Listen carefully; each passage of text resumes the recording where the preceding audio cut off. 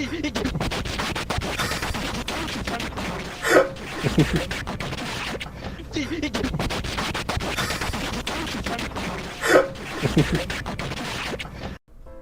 everybody, Black Ninja 797 here, and welcome back to another video. In today's video, what we are going to be doing is we are going to be doing another Left 4 Dead 2 ranking video. And this Left 4 Dead 2 ranking video, we are going to be ranking all the panic events in Left 4 Dead 1 and 2. Now, if you're wondering what a panic event is, basically this is any instance that you would summon a horde. Now, there is a few technicalities. Number one, I want to point out is that this only counts hordes that are going to show up no matter what. This isn't going to be like shooting a car and then a horde comes out of nowhere. It's specifically going to be instances in a campaign chapter where you always send a action to the computer and it causes zombies to spawn. So for example, one of these would be like the merry-go-round on Dark Carnival or the bunker door on Coldstream. That will always spawn a horde no matter what you do in that instance. So that would be considered a panic event compared to like just shooting a car, for example. Now, before we do begin, as always, there's just a few things I would like to clarify per usual. And the two things I want to clarify is that number one, that this video is mostly opinion. So if you have a different opinion, definitely feel free to put it down below in the comment section. I'm always eager to read your guys' comments and figure out what your guys' opinion is. But keep in mind, I'm not necessarily trying to give this list skill-based matchmaking and make it uberly detailed and sweaty. It's mostly just my opinion, but I definitely did take the community's opinion in mind. But definitely feel free to let me know your list down below in the comments. I would definitely really like to hear, because I put a poll out, and this is one of the videos that you want to see being ranked for another Left 4 Dead video next, so I decided to do this one. And then just the second thing is just simply just support the channel and the video if you guys want to see more stuff like this, because that way you will be able to tell me and YouTube specifically that you want to see more content like this. You know, by just simply dropping a like, comment, or subscribing, you push me further in the algorithm. And so if there's ever a person, for example, such as your guys' self in this instance today, if you ever want to see a video like this, then my video will be recommended to you, because I'm one of the few people that are only doing Left 4 Dead content right now since it's just such a old game. So definitely feel free to support the channel. We're on the road to 2,000 subscribers. It's a long way, but we just hit 1,300, so we're getting really close. Next is 1,400. But yeah, guys, enough with the whole YouTube shtick. Let's begin with ranking every single one of the panic events in Left 4 Dead. Alrighty, so coming in at the worst panic event spot, this is going to end up being the Hard Rain Mill Escape, or in this case, the Sugar Mill on the way back. This is the Sugar Mill step where it's actually raining, and I do not like this panic event at all. This is where you're returning on the elevator that you just took, and for me personally, I don't know why, but this always seems to be a spot that I almost always end up having issues where I'm either losing my health or I'm getting surrounded by zombies. And keep in mind is that we're ranking these not only based off of just how difficult these panic events are, but also just their uniqueness. And the problem is with this one in particular, this one is more hard than it is really fun. Like, it's not really unique because we're literally just doing the exact same thing that we did last chapter. This panic event happens twice in a row. It literally happened in the last chapter of the exact same map. So, not really unique, not really fun. And the higher the difficulty you play, for example, if you play this on expert mode to try to get achievements, this is a very difficult panic event because of the lack of sight, and you're possibly going to have like no supplies given the fact that you survived barely in the last chapter. And speaking of the next panic event, funnily enough, is the exact same chapter, but in the daytime. This is going to end up being the Hard Rain Sugar Mill, or in this case, the elevator that happened to be what we were just talking about, but in the daytime. Now, the only reason why I ranked this a little bit better is because of visibility. You can see better on this, but unfortunately, it's the exact same premise. You're just waiting for an elevator, and it's very frustrating. And plus, also, this is debatably worse, just because in this chapter specifically, this is the Sugar Mill, so that means this is where all the witch spawn are. And the thing is with the witch spawns is that if you play on expert mode, they are walking insta-kills, and they can go from anywhere from like the beginning of the campaign on this chapter all the way up till the very end where the next safe room is. They're everywhere, and they can end up being in this building with you. So if you have a roaming witch inside of this horde step, you might be shooting the witch on accident just trying to survive. So I personally do not like this, and therefore that's why I rank it where I do on the the placements here. Alrighty, coming in at the next spot, this is the No Mercy elevator. I don't like the No Mercy elevator just because it's very claustrophobic and it's very close quarters.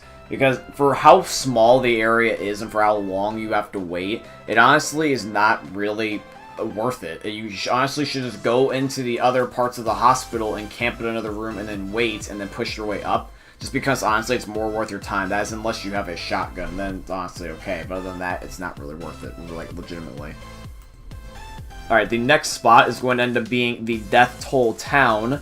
The Death Toll Town is where you end up dropping the forklift, and the forklift basically drops like a piece of concrete that allows you to start running to the safe room. Now, unfortunately, with this particular panic event, this one is very difficult. This one I had a very hard time on, even on advanced mode, because unfortunately the zombies are always coming at you, and it's a straight shot.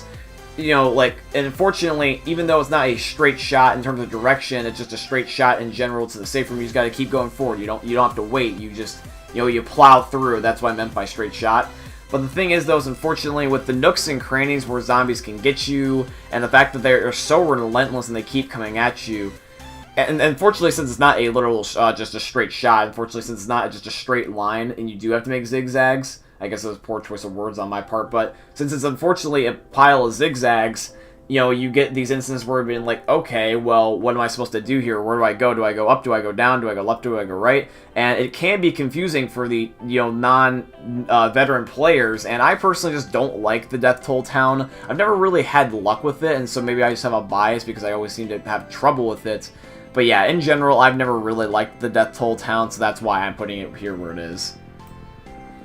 Alrighty, next spot is going to be the Dead Center elevator. This is going to be on the first chapter. And with the Dead Center elevator, the reason why I'm ranking this so low is because, once again, it's down to visibility. It's not rain, but it's fog. And the problem is, with the fog, does the exact same premise where you just can't see anything. Now, also, as well, on top of this, you are surrounded by fire. And with the fire everywhere, you are walking basically on eggshells where you don't know if you're going to be walking into a possible fire and then therefore losing your health. Especially if something like a smoker grabs you or a hunter pins you in a bad spot, you just burn to death. And the higher the difficulty, the more in turn it sucks. Now, these definitely all have their uniquenesses, but I'm just ranking them so low just because they're not fun when they're this difficult or inconvenient. Alright, the next one is going to be the No Mercy construction lift near the gas station. The reason why I rank this here is because this one doesn't really have anything special. It unfortunately doesn't even really have an easiness to it either. When you end up activating the lift, you are just essentially going up, and then you run across a roof. That's not very invigorating, and also there's a lot of risks because even though you can get up the thing with a ladder if you don't make it, unfortunately the ladder doesn't deploy right away, and zombies can get you relatively easily. And the gas station next to you has an explosion effect with a pretty dang big radius. So if it explodes near you, depending on the difficulty, it is a instant team kill, and you lose. So not very fun in that regard, and I honestly just do not like it. Alrighty, now the next spot is going to be the Coldstream bunker door. This is going to be on the first chapter where you literally just go to the bunker door and you open it, and then the safe room is right there. The reason why this is ranked low is not because it's difficult or anything. In fact, this is literally one of the easiest panic events. I just rank it here because it's boring. It doesn't really give you any fun factor. It's not really that original. You're opening a door for an extra few seconds, you fall down, and then you're instantly at the door. It's not fun in that regard. I like having a little bit of difficulty, but this one's just flat out way too easy. So if we were going based off of easiness factor, this literally would be either number 1 or number 2, but it's just boring, so that's why I put it here where I did. Alrighty, coming in at the next spot, this is the Swamp Fever Ferry. The Swamp Fever Ferry is honestly just kind of like the same thing as Coldstream's bunker to me. It's really just boring, if anything, because it's too easy. and it just really honestly isn't that fun. You just wait for a little box to come to you, you get on, and then you use it to get across. It's pretty straightforward, and really that's all it's got going for it. And plus also, for some reason, even though it happens to be a little bit more challenging than Coldstream, it's not challenging in the way that's fun. It's just more challenging because it's inconvenient, because I don't like the way that the area is laid out, because the charger and stuff like that can easily knock you off into the water, and it's insta-kills. So it just gets frustrating more than anything. Alright, so coming in at the next spot, this is going to be the Last Stand construction site. So with the Last Stand, this is going to be the newest map that's in the Left 4 Dead series, of course. So you might be thinking to yourself, being like, okay, well, where would this go on the list? Well, here you go. And unfortunately, it's not a really good spot. It's not very flattering to the map. The reason why I put this here is because the event itself is not that bad. I personally don't mind it. It's just that the thing is that there's two main things for me. Number one is it takes way too long to get through the whole process. So basically, you go to the construction site area, you end up activating the event, and when you activate the event, then you have to go to all individual generators. This is a pain because unfortunately it risks you dying a lot of the time, and also as well as it just takes a long time. Then you have to wait for the crane to pick up the little bunker thing that you need to get through to get to the other side. This also in turn takes a long time. Then you gotta run all the way to the safe room, and there's endless zombies coming at you, and this is not a easy jump. It's not like the bunker door where it's like right in front of you. This is a long ways away. So this whole process can take you about, depending on the difficulty, like 15 minutes. It's pretty ridiculous because Last Stand is like Crash Course where it's only 2 chapters. So in turn, they make up for the little amount of content by making it extra long, which is not fun. That's not exactly a way that I condone that, and that's why I put this here, is because it takes way too long, and therefore a lot of the time it just gets you killed. Alrighty, coming in at the next spot, this is going to be the Swamp Fever plane, or the airplane.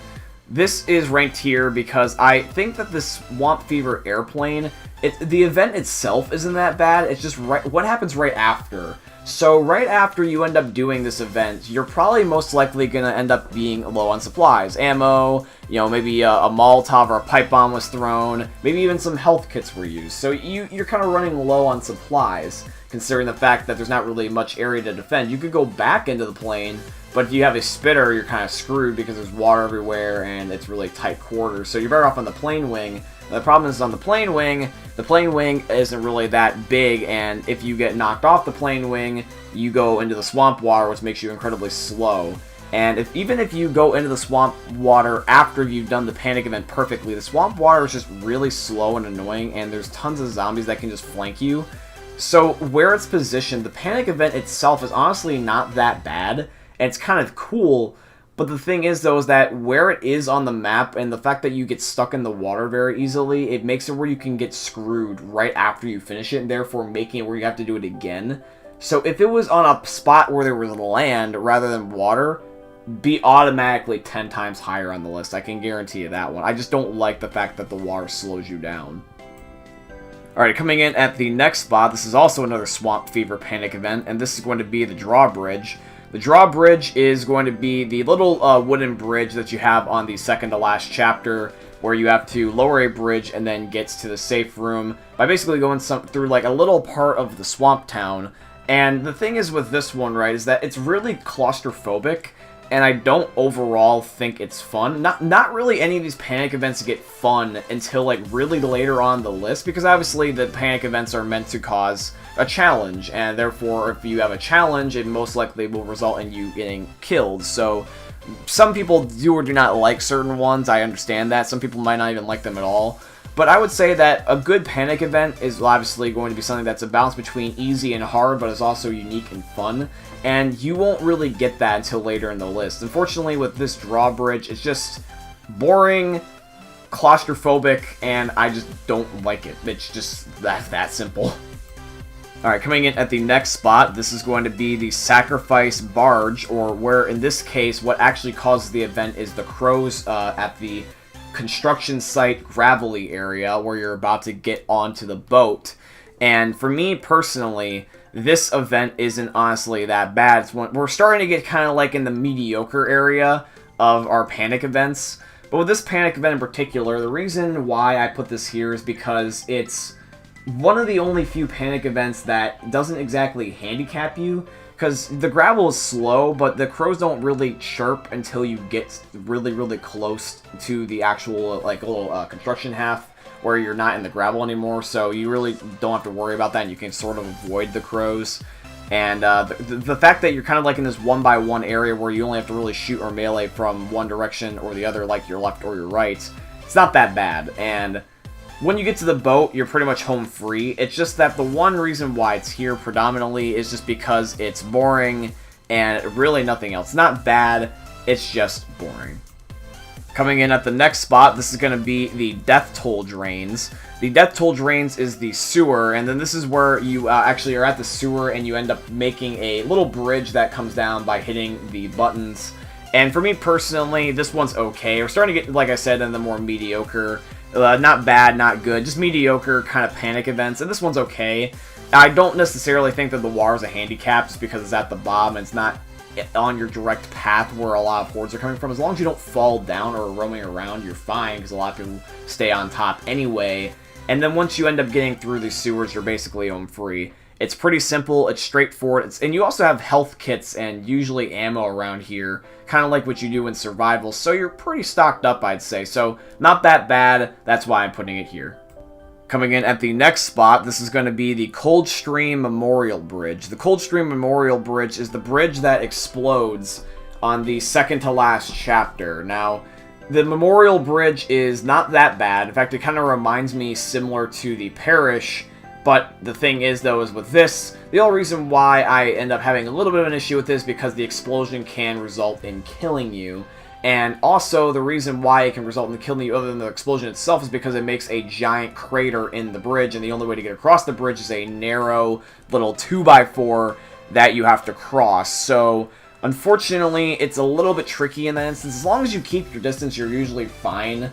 And then you just gotta go down respectively, and the water in Coldstream doesn't usually tend to slow you down compared to some of the other maps. So that one little niche where it sort of could potentially insta-kill you, depending on the circumstances, a little bit inconvenience, but if you're just genuinely cautious, it's not a big deal. It's honestly not that bad. Alrighty, coming in at the next spot, this is going to be the sewers on the Passing.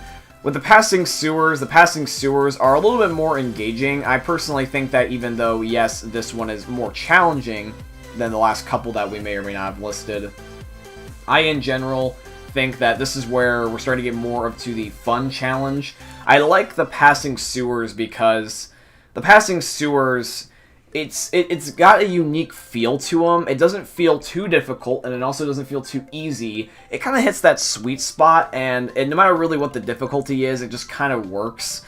I mean, for me personally, it's going to be different, you know, for me, because I think that, yes, it's not that bad. Some people might think this is a really hard panic event. Some people might think this is a very easy panic event. That's where you get into subjectiveness. But I would say it hits that kind of like that sweet spot where it's a little bit easier than most, but not too easy where it ends up getting boring.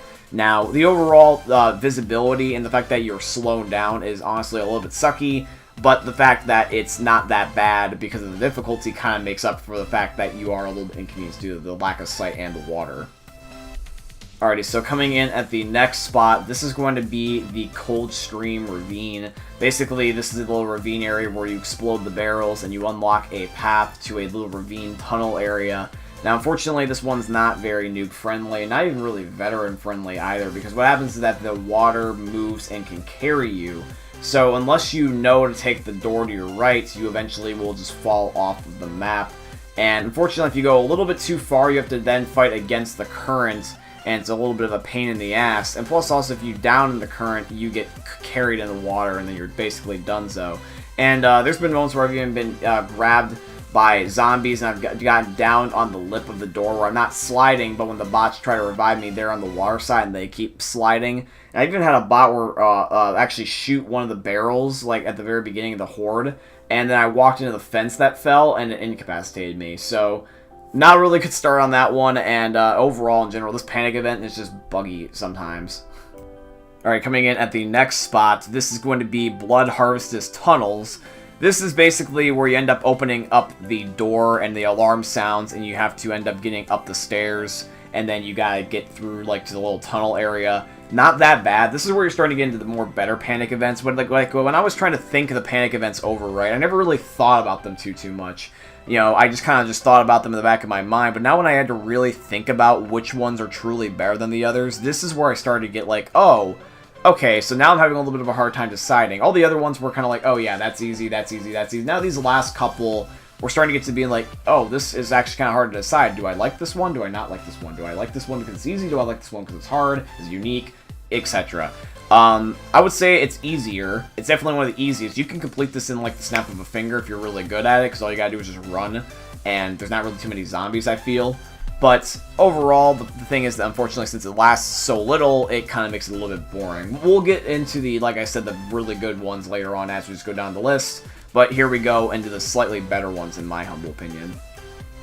Alright, coming in at the next spot, this is going to end up being Dead Center's Mall. This is the mall step where you open up the emergency door and you have to run up the 3 flights of stairs, or the 3 floors, and you gotta turn off the alarm to the mall security. Now, for me in particular, depending on the circumstance, this is a very difficult part. In fact, this is honestly one of the most difficult parts to do on your expert campaign runs, because you have to do this to get the expert achievement. And this one, without a pipe bomb or a bile bomb, or even just good teamwork, because you have to constantly go upward, it results in a lot of time like smokers or spitters screwing you up, because they can look down and they got the high ground, they see you, and that makes it difficult. But it's fun, because when you're not playing on expert and you're not taking it so seriously, it's not that bad. It's one of the easiest if you don't play it on really high difficulties, and it's honestly kind of fun. This is where you start to get into the more fun ones. I like enjoying the idea of running just through a mall, trying to get to the end, trying to turn off the alarm. It's kind of fun for some reason to me. Coming in at the next spot is going to be the Blood Harvest Bridge. This is going to be the bridge that you make from the explosion that's caused by the train moving. And for me personally, this one's honestly not that bad. You go up the bridge and you just try to get to the safe room where the train is. It's honestly not that bad. It's very simplistic. It's very simple, and it's not overall too difficult. For me personally, I think it gives a variety of a challenge. I like the cool effect when the construction actually happens. I like the fact that the bridge comes down, forms kind of perfectly. I enjoy the path and the route that it takes. Not really easy to get lost. Not really easy to end up getting jammed up, but overall, it's a nice little excitement of adrenaline. Alrighty, coming in at the next spot, this is Dead Air's construction site. So Dead Air's construction site, this is where you end up shooting the gas to try to burn down a barricade, and then you try to get to the airport. Now, for me personally, I don't really like this one all too much compared to some of the other ones, but it's definitely a lot better than the last few. I would say right now we're starting to get into the good ones. Like, we had our bad ones and we had our mediocre ones. Now the last couple have been the good ones, and this one's overall good. You know, you've got a decent amount of supplies here. You're stocked up on ammo, guns, etc. by now, and then you also get the bonus ones, so you can be able to get even more stronger. And so if you have a team of 4, you can usually get pretty dang stocked up. Everyone can usually end up getting at least one good primary weapon, and probably everyone can get either a med kit or a pipe bomb or even pain pills. Like, usually everyone ends up having a full inventory minus one thing, and that makes it a pretty overall, I would say, good inventory. So with the fact that you have an abundance of inventory on this spot, while you're just waiting for the barricade to burn, it's honestly just kind of like a walk in the park. You really don't have anything to worry about. It's kind of like mini survival mode at that point. Alrighty, coming in at the next spot, this is the No Mercy generator room. This is one of the very first panic events that we ever saw. This is where you have to open up the generator room door and you camp on the minigun in the little, kind of like basement-y storage area of No Mercy. And I overall really like this one. It's not too difficult. In fact, this is where I think you start to get into the ones that are actually more easy. These ones don't actually end up being that difficult. Even on the higher modes, I've done this on expert mode, and it honestly was not that bad. You know, you get your health, you have the little room, and as long as you end up keeping your corner and you don't let the zombies rush you in a bad way, you're overall pretty damn good. And I would say it's honestly one of the better ones. This is where you start to get into, honestly, I think the greater ones. It's not exactly this one in particular is great, But the other ones are going to start getting better as we go along. I would say after, like, maybe this one and, like, one more, we start to get into, like, the fantastic ones. But I guess you could say, depending on the circumstance, this is where you start to get to the great ones.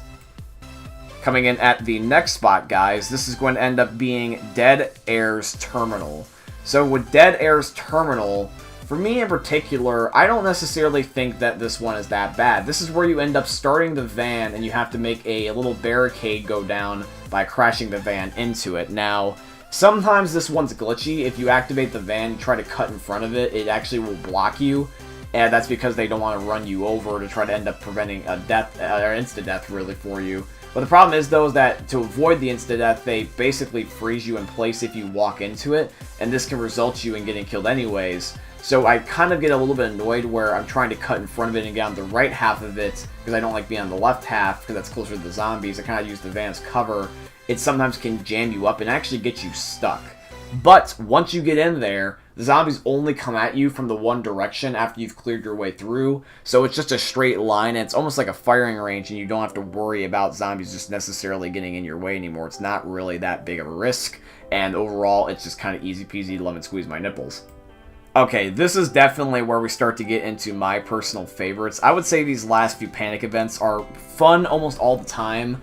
Very rarely do they upset me, and overall they're very unique, and they're not honestly that bad. They're fun, and I personally like them. So coming in at the next spot, this is going to end up being the Dark Carnival Barns.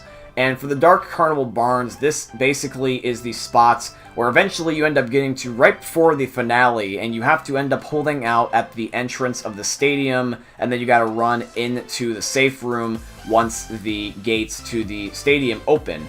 Now, with this one, you camp out for a little bit, and then you run through a straight line of zombies, and it's honestly not that long. I enjoy the feeling of this. I enjoy the feeling of Dark Carnival, and this kind of fits into it, you know, getting ready to go to a giant event, having fun, despite the zombie apocalypse. But yeah, I think overall this panic event is pretty damn good, and it's not my favorite, but it's definitely one of the better ones. I would consider this a good one, a really damn good one. Coming in at the next spot, this is going to be Parishes Park. So with Parishes Park, this is going to be where you end up having the CETA little containment zone area, and you have to end up turning the alarm off by going through a maze of fences, and then you end up turning the alarm off and you get to the safe room. This one is honestly not that bad. I enjoy it. I've been familiar with this for a while, and usually there's adrenaline shots in here. And with the adrenaline shots being in here, you can just kind of zigzag your way through, and then eventually you get there, making it easy, making it fun, and overall it just fits a kind of like fun, rushing, you know, get to the end before it's too late type of vibe. I like those. Alrighty guys, coming in at the next spot, this is going to be the Dead Air Crane. This is going to be the crane that you end up having move your, kind of like you guys could say, containment area that allows you to end up getting the ladder, and you climb onto the ladder and you try to get over the ledge. For me personally, I've always, you know, enjoyed this one because all I do is just camp on the crane where the switch is, and then I can stand on the ladder and the zombies get their heads crushed whenever they walk underneath my feet. And so it's relatively easy for me. Special Infected almost never get me, and the Special Infected are just kind of easy pickings. And there's also gas everywhere, so I can just burn a pathway, and we're kind of fenced in almost. So the gas kind of makes it where the only way that the zombies can get us is if they burn. And usually with 4 guys laying lead into them while they're on fire, they tend to die. So it's easy to get through this, even on the higher difficulties, and I overall really like this one. I've always liked Dead Air, and I think I know why now. It's because it's got good panic events. Alrighty, now this one is probably going to be my personal favorite, but I'm not ranking it number 1 just because it's not going to be number 1 worthy. But in my eyes, this is probably my personal favorite just because of how fun it is. This is going to be Dark Carnival's roller coaster. So as you guys know, I'm a big fan of Dark Carnival. It's my favorite map in the whole entire series, and I really enjoy the carnival aspect, and the Dark Carnival coaster is no exception. You can actually end up doing something fun with this one, where if you stick yourself with an adrenaline shot and you run onto the coaster, you can ride it all the way till the very end. So as long as you don't get killed by anything or fall off, you're walking on the roller coaster to the very end. So you're essentially getting a freebie, and nothing can really kill you. It's like a fun ride. It's like a giant hoverboard.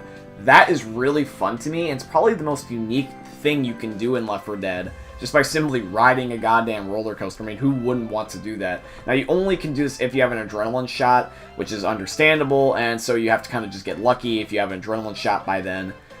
But yes, I overall really like the Dark Carnival roller coaster, and I personally would say it's one of my personal favorites. But we still got a few more that go up ahead of it just because they're overall a lot better. But I really love the roller coaster, I'm not going to lie. Alrighty, coming in at the next spot, this is going to be the train car on the Sacrifice. This one is really unique because this particular panic event will spawn in a tank. And this is the only one that I know that deliberately does this, because I know there's the thing like the Coldstream tank, but I don't think that a horde will spawn in. I think that's specifically just the tank. Because on the train car specifically, it would be like, horde incoming, yada yada. Like, usually the text is what I consider an official panic event when it blatantly tells you that a horde is coming. But I know that, there is some technicalities. It was kind of hard to make this list based off of that reason, but for the most part, though, it was pretty easy. And in my opinion, I think this is one of the best panic events is because you're in this little area where you have nothing but your guns and your wits, and you're up against a horde of zombies and a tank that you know is there. And you kind of be a little bit risky, too, is because, if you're on something like, expert mode and you open up that train car, the tank is literally inches away from you. He could bitch slap you if you want to, so yeah, that's really fun, and it kind of makes it a nice little thrill every now and again. Alrighty guys, so coming in at this next spot, this is once again another one of my personal favorites, and this is going to be the Death Toll Church. The Death Toll Church has one of the most iconic safe rooms and one of the most iconic horde summoning panic events in the whole entire series, because for those of you guys that do not remember, this is the chapter where you go to the church and then the guy that's on the other side of the door will end up saying basically that, oh, you're not trustworthy, I'm not letting you in, and he even threatens, and he eventually does ring a church bell to lure a horde to you that prevents you from getting into the safe room as soon as possible. And basically you have to fight the horde in order to end up getting to the guy on the other side of the door, but what inevitably happens is that he ends up turning into a special infected because of his bite, and either becomes a boomer, a smoker, or a hunter, and then you open the door, you kill him, and then the safe room is yours. And this is just such a cool concept in my opinion, because I've never seen this been done again, and I always now, because of this chapter, remember the quote, better safe than sorry. Alrighty guys, we've only got a few more left. Coming in at the next spot, this is going to be Dead Center's gun store / grocery store, where you have to end up getting the Coca-Cola for the gun shop owner. I didn't know exactly what I wanted to call it, but I thought I would just explain basically what happens. But yes, this is where you get the cola for the gun shop owner. You end up just getting anything you want right now out of the gun store, and then you have to use that stuff to be able to get the cola for the crazy redneck that is in the gun store. And then he eventually, once you end up giving him his cola, will shoot a rocket launcher into the street, making a path for you. I mean, if that's not United States, typical redneck, I don't know what is. But that's just super fun to me. I enjoy that goofy, outlandish aspect. And plus also because the fact that you get everything from the gun store, other than health potentially, that's the only thing you could really nitpick. But the fact that you get whatever class of guns and weapons you want, it's just amazing to me, and that's why I rank it so high, is because it's very hard to die when you kind of theoretically have everything. I mean, come on. And plus also, rednecks and cola, so. Alrighty guys, coming in at the next spot, these are the last three, and these are really, really hard to decide between, and funnily enough, one of them is actually going to be very shocking to you. But coming in at number 3, this is going to be Dark Carnival's merry-go-round. The Dark Carnival merry-go-round, in my humble opinion, is probably one of, if not the easiest panic events in all of Left 4 Dead. Now, one of the easiest, like I said earlier, way back, was the bunker door on Coldstream, but I said that was boring, so you may be asking, okay, well, why do I put this up here if it's really easy? Well, because it's not necessarily just open the door, fall into the safe room, you're done so. You actually have to open up the merry-go-round, run through the merry-go-round, then turn the switch off, and then you can get to the safe room. So you actually have an objective, but I believe, if I'm not mistaken, this objective is actually optional. I don't think any event ever requires you to fully end up doing the event in its entirety. So, for example, I believe, if I'm not mistaken, if you do this event and you don't turn off the switch, you can still go into the safe room, close the door, and if everyone's in there, the campaign will just move you on to the next chapter. And this is one of the few that I think you can do it on reliably, because the safe room door and the switch are super close to each other. You wouldn't want to do this on, the Dead Center Mall, where you're trying to turn off the security after opening up the emergency exit. That wouldn't work. I don't even think that'd be worth it. But I think I've done this once before where I didn't activate the switch. And so if you're lucky enough and you got big enough balls, it's honestly not that bad. It's kind of a fun challenge if you really think about it. So, alrighty guys, that is going to be number 3. Now we got the last 2, and this is going to be interesting because you probably weren't expecting what we got next. So normally I end up giving this campaign a lot of crap because it's my least favorite campaign. But in my opinion, it's got one of, and it was almost the best panic event in all of Left 4 Dead. And this is going to be Crash Course's Gun. Or in this case, as I like to call it, Crash Course's Cannon Blaster. Because literally what you do in this panic event is that you go to a bridge and you shoot a giant ass cannonball gun and the bridge explodes. That's just so fun to me, and I love that. You literally get a old classic, good old America, hell yeah, explosion gun, you know, and you end up shooting the bridge, clearing a pathway for you in a pile of fire and flames. This is the most stereotypical definition of cool guys don't look at explosions crap. And you also get a minigun on the same truck that has the cannon on it, so you can also lay into the zombies with a minigun, and you get, you know, a ability to basically be your ultimate zombie killer in the systems. I mean, come on, who wouldn't want to do this? Now, usually this area is also pretty populated with loot in the building next door, and you're on a truck, so you're usually pretty covered, and you don't have to worry about zombies getting at you. Overall, Crash Course doesn't really have a lot of stuff going for it, but this panic event, man, ooh, this panic event is nice. Alrighty guys, so coming in at the number 1 spot, you may or may not have been expecting this. If you've been keeping along with the list, then you probably would have known this by now. But if you just kind of listen casually, this might be something kind of a surprise to you. But in my humble opinion, I feel like that this panic event is not only one of the easiest, but yet not boring. I also think this is one of the most unique in general panic events in Left 4 Dead. And so this, for me, in my humble opinion, as the best panic event in the game, is going to be the Parish Tractor, or the little ferry that is at the one of the last chapters in the game where it has the little music. I personally think that this is the best panic event in the game.